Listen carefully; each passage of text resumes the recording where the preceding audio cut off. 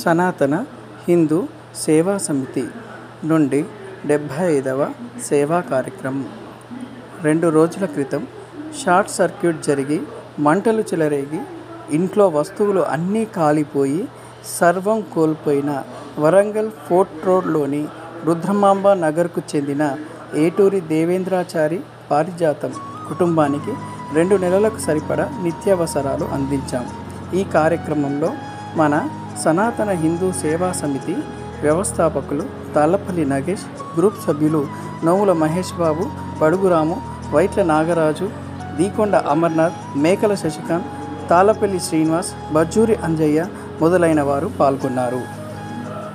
మీరు కూడా మేము చేసే సేవా కార్యక్రమాల్లో భాగం అవ్వాలి అంటే మా సనాతన హిందూ సేవా సమితి గ్రూపులో చేరి ప్రతి నెల మీ స్తోమతను బట్టి 200, 300, 500, 1000 రూపాయల డొనేషన్ ఇవ్వచ్చు.